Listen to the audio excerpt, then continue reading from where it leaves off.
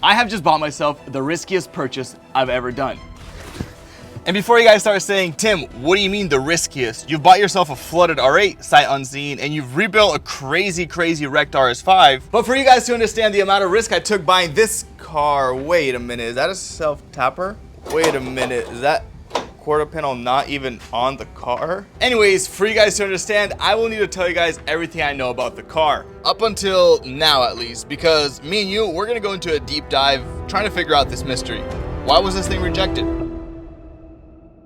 This is my 2018 Mercedes E63 AMG-S.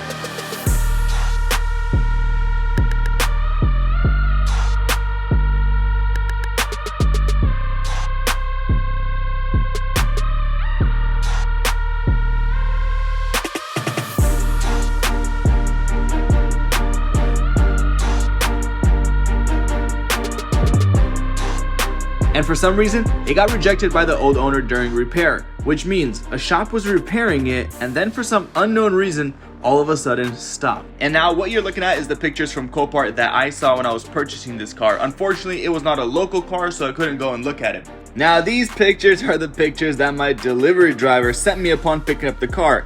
I can't believe it. They put the door on the roof of the car. That pissed me off because they could have cracked the windshield, damaged the roof, or anything like that. And guys, all these parts are just dumb expensive. But all of that aside, we still have a mystery on our hands. Why was this car rejected? First, we must understand what that means. MotorWise says it usually means that they have decided that the repair bill is too high and the car's market value is too low. This usually happens because the damage is too far gone to be fixed in any cost-effective way. That kind of scares me because this is a $120,000 car. So what damage are we hiding? Auto Bidmaster says this means the vehicle underwent repairs that were poor quality. I'm officially confused. Let's fast forward to the day I received the car. Taking delivery of my new E63S. Look at all that. Oh my gosh, there's the old door right there. Bumper, bunch of parts. There, you almost fixed it for me, you know? Look at this. Look at that. Hey. We're gonna go ahead and unload it and drive it because the semi-truck driver can't get into my road, my street. So we added coolant to the car, and the first issue we ran into was a coolant leak, but that's not that big of an issue compared to this. We can't get into neutral or reverse because it doesn't register the door being closed. Hang on. Which doors? It's probably that. Those doors.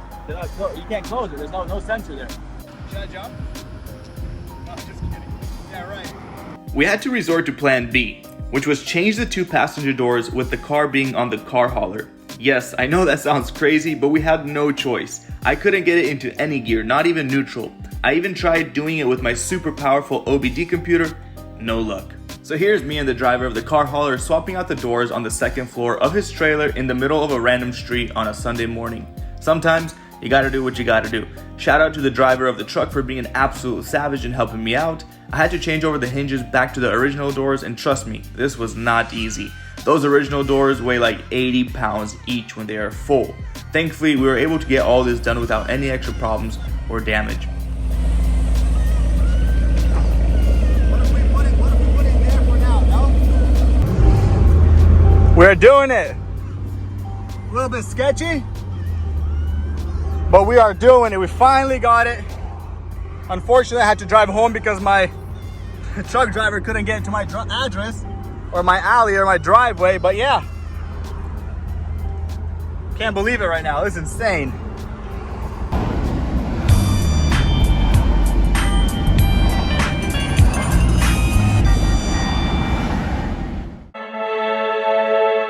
Which actually leads me to today's sponsor, TouchUp Direct. You see, when TouchUp Direct reached out to me, I was happy to work with them because I knew that this is something my audience would need. I'm sure everyone's car has some sort of scratch, rock chip, or something that you'd like touched up, or something like a side marker on a front bumper that you'd want painted. For example, me, I don't really like the way that this side marker looks on my front bumper. I want it to be paint matched with my front bumper. And right here, I have some sort of scratch on my front bumper. Let's go ahead and get this touched up. My favorite part about TouchUp Direct is that they have everything you need to get this job done at home. They even have this spray trigger here, which is awesome because I know how numb your finger gets from spray painting. This here is the aerosol kit, and this here is the touch-up kit. It's pretty awesome. It comes with wax and grease remover, tack cloth, sandpapers, and basically everything you need to get it done. So let's get right into it, shall we? You gotta shake well, and then we're gonna go ahead and apply some paint color right over here. This is a test page. We're gonna apply some, and then we're gonna clear coat it and see how well it matches up to the car. So we're gonna go ahead and let that dry, and while that's drying, we're gonna sand these and prep them for paint. I even went ahead and rubbed off these letters right over here on the one I already prepped, because I'm a rebel. Yeah, let's get this one done. All right, wow. I was not expecting this. It's literally like a 100% match. That is crazy. Let's go ahead and wax and grease those things, clean them off, and get those painted.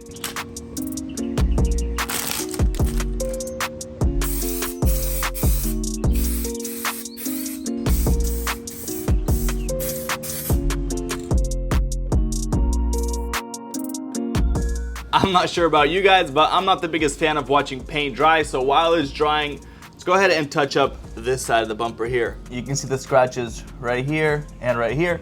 Similar instructions on this side as well. Wax and grease remover, just like that. Touch up a little bit of primer in the spots that there is bare plastic. Now we go with the color. You see how now the paint looks literally identical to my car, and that's because water-based paint has a tendency to look a little bit brighter or lighter when it's wet. So we're gonna apply another layer. And there you go, put on some clear coat. The clear coat makes the water-based paint kind of look a little bit different until it dries out. Once it's dry, it'll match 100%. And while that touch-up is drying, I want to go ahead and clear coat this and show you guys how this final finish looks. Look at that. Pretty darn sharp. And we peel this masking tape here. I let it bake in the sun a little bit. Then we just snap that in there like so. There you go.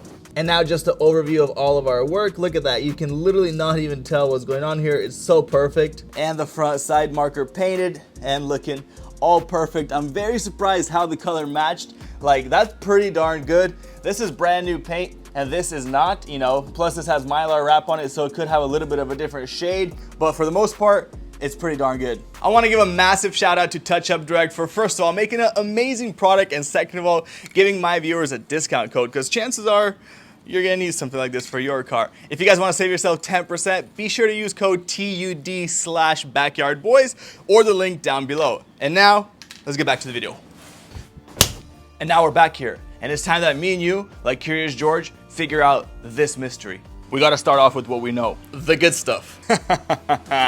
This here is a 4.0, 603 horsepower machine built by Philip Uchess. And what I do know is that this beast here runs. And the way I know that is because I drove the car home. Yeah, that's how. No knocking, no funny sounds, everything's running perfect. That is by far the biggest relief because I did not know that buying this car from the auction.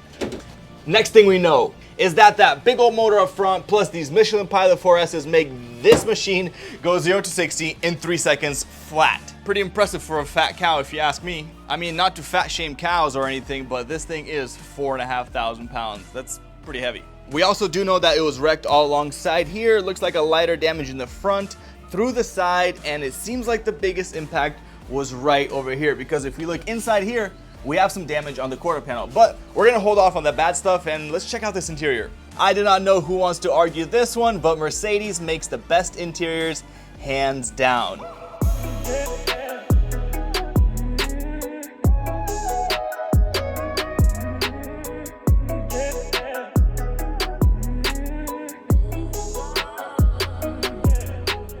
Well, maybe not this interior specifically right now, but you guys get what I'm saying. We got heating, cooling, massaging, and dynamic seats, means that these bolsters adjust when you take turns or anything like that. Pretty wild. We got like this 2 foot long, 2 separate screens here. Honestly, I bought the car only for the screen. I just badly wanted it, like I'm not even lying. We also got this sweet Rolex on the interior. Absolutely gorgeous styling on the door panels. There's an option for this trim here to come in carbon fiber. Unfortunately, I do not have that option, or maybe fortunately, because it looks beautiful. Has that too. The steering wheel is pretty sick, nice and thick, but we're probably gonna facelift this to a 2019 style because I think that one is just gorgeous. And as for the interior, I don't think we have much things to say right now. This baby here is a 4MATIC, which is all-wheel drive in Mercedes terms. But with drift mode activated, we can get a rear-wheel drive E63 AMG. Not sure if that's the best thing in my hands. I also think Mercedes did a killer job on the key. Very nice and stylish. I like it, elegant. And then we have all these fancy options here. Look at that, that's a lot of things to play with. Keep me busy for a while, that's for sure. And one of my favorite things is how much Alcantara, or is this suede, I'm not sure what material this is inside the interior. Look at this, the entire headliner, we got this B-pillar inside the seat, and then we have a full panoramic roof. And to my knowledge, we don't have any seat belts or airbags blown. And I think you guys are slowly starting to understand why the MSRP on this vehicle behind me is near $120-something thousand. And now it's time for the exhaust note of the E63 AMG. It is berserk. Double jump box on this bad boy because it's kind of tough to start that 4.0.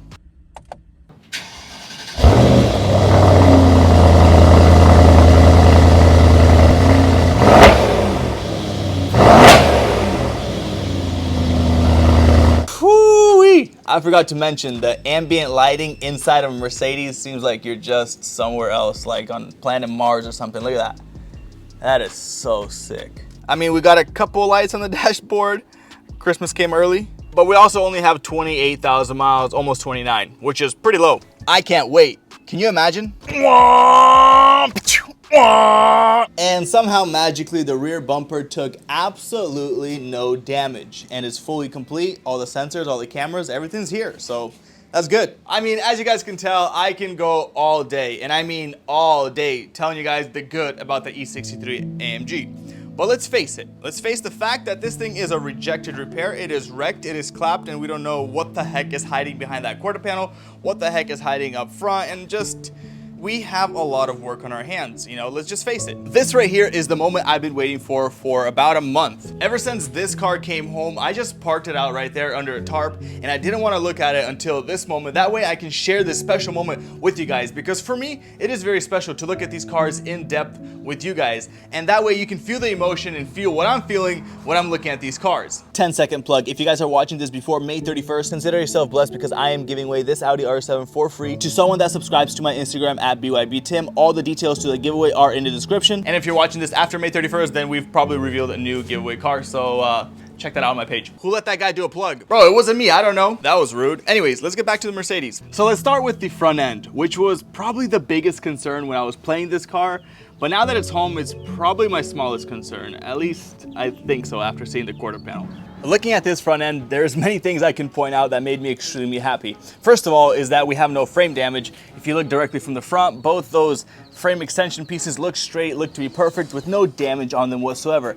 This driver's side here looked like it took the least damage because all this is intact. Look at that, the hood lock and everything here is just kind of perfect, tight, how it should be. This radiator is tight, these connections and everything. Even the driver headlight is here inside the car. So that's an amazing thing. We still don't know what the heck is in the trunk. I didn't really take a deep look. I did open it and see there's stuff inside, but I didn't really take a good look. I want to pop this cover off and show you guys these two little twin turb skis.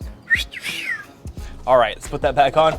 Take a closer look at the damage. This side here is probably the start of the damage. Took a little bit of impact since the hood, the fender, and the headlight is replaced, or the headlight's not here. I don't know the condition of it. This is safe. The person that took everything apart, I appreciate you. Look at this, he bundled everything up. Nothing ripped, everything's nice and tight. Fender liners are on and in place, so I'm happy about that.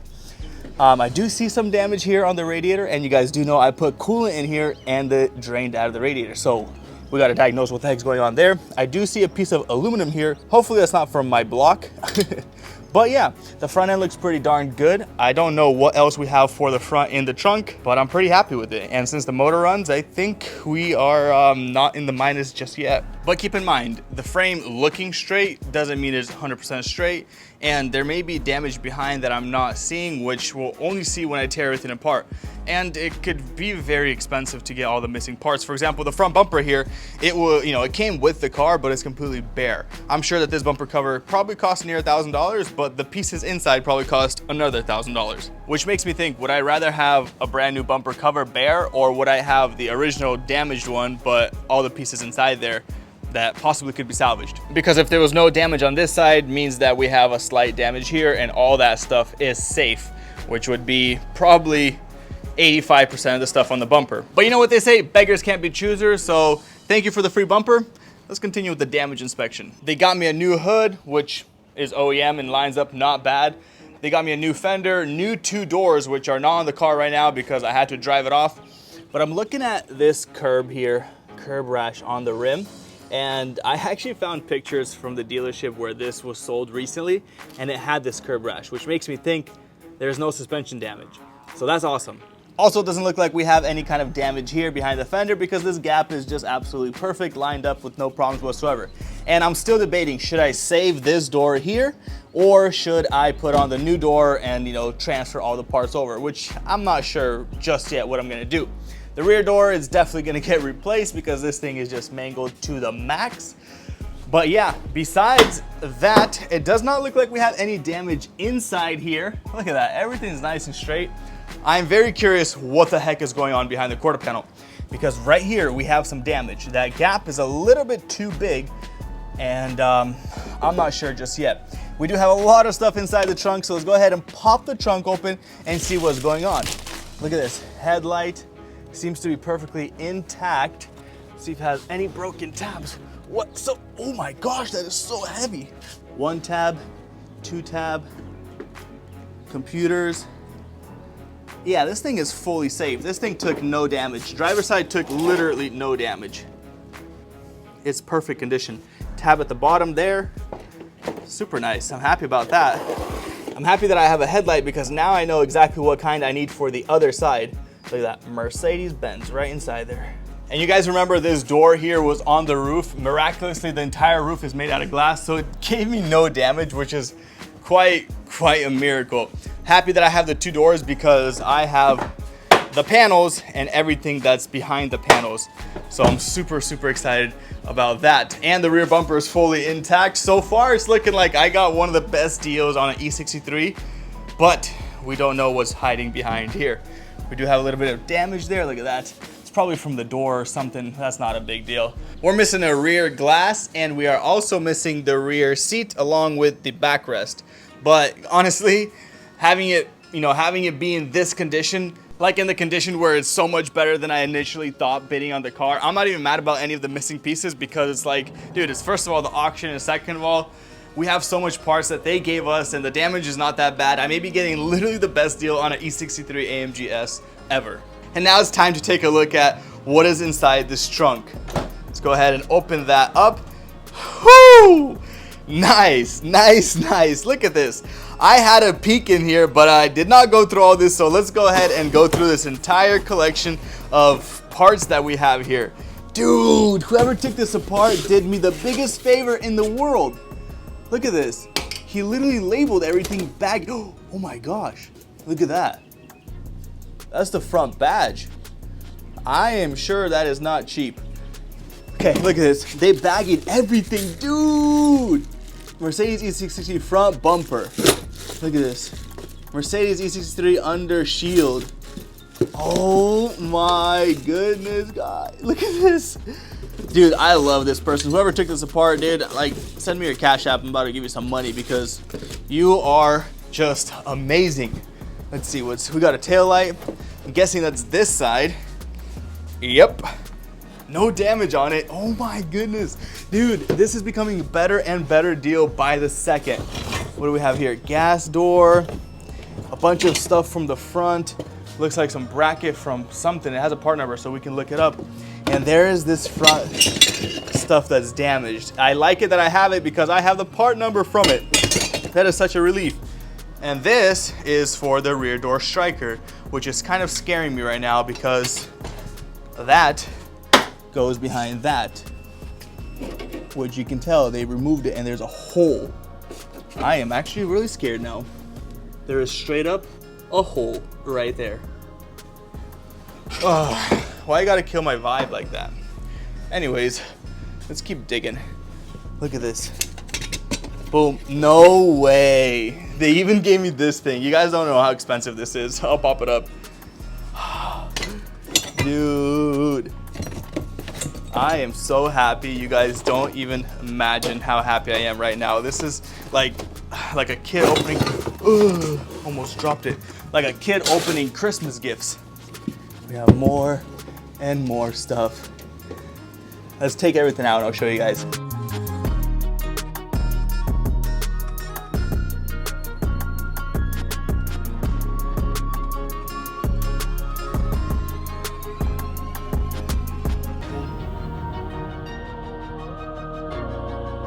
Sometimes I get very confused. Look at this. Passenger rear door got busted right here. You know, the glass. How in the world did the glass go onto the driver's side floor and this passenger side is basically perfect? How does that math up? I don't know. Let's go ahead and vacuum this.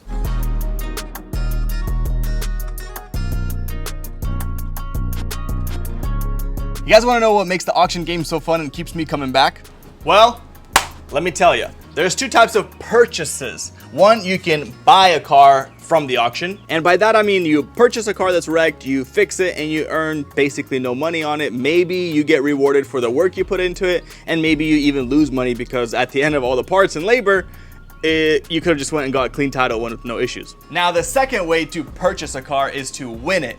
Meaning, you either risk it blindly or you take an educated risk like I always do. Well, I mean, at least I try to, right? But this E63 is looking like a good deal so far. We don't know what's happening behind the quarter panel, but we might just be winning big. You guys remember my 435? I purchased that thing, cost me around $7,000, and I sold it for $21K.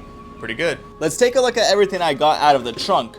We got a lot of brackets, a lot of bolts and pieces that are expensive, and if they're missing, it's just the biggest pain in the butt. So I'm extremely happy for whoever tore this car apart and did this, baggied everything. You know what? God bless him. So we got a tail light, we got some trunk panels here, we got a belt molding for the door, which is damaged. It will get replaced. Got some pieces in there. I showed you guys a headlight that is complete. Front foam, I guess it's a crash bar or an absorber bar. Interior piece, we're missing the other side. Couple of pieces here, I guess that's a rear bumper bracket because it's extremely long. But anyways, what's really freaking me out is this. This is somewhere cut off inside behind this quarter panel, which is getting me thinking, is that why the owner rejected this vehicle? Because there's some extensive damage behind here that I don't see and that it's not repairable? What is going on? But before we go too deep into the nitty-gritty and the damage of the quarter panel, there are more important things we need to address. First of all, the suspension, which seems to be all intact because I drove the car here, so that's awesome. Number two is the engine, making sure it runs, which is good. And number three is making sure that it stays running, which means that no coolant leaking, which is where the issue is. We have a coolant leak somewhere. What I'm gonna do is go ahead and add some water in here because we're gonna flush that out once we fix the coolant leak and see where that is leaking. And hopefully we can pinpoint where that's coming from.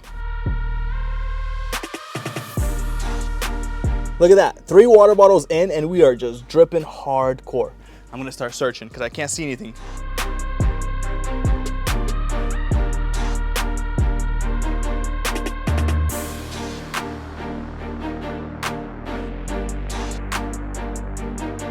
I'm gonna go ahead and try to show this to you guys, and I don't know if you will see it, but it's leaking in the most interesting spot ever. So if you look right there, right at the bottom of the radiator, it kind of bulges right here, which I have no idea how in the world it even got damaged. And that's exactly where it's leaking, right there.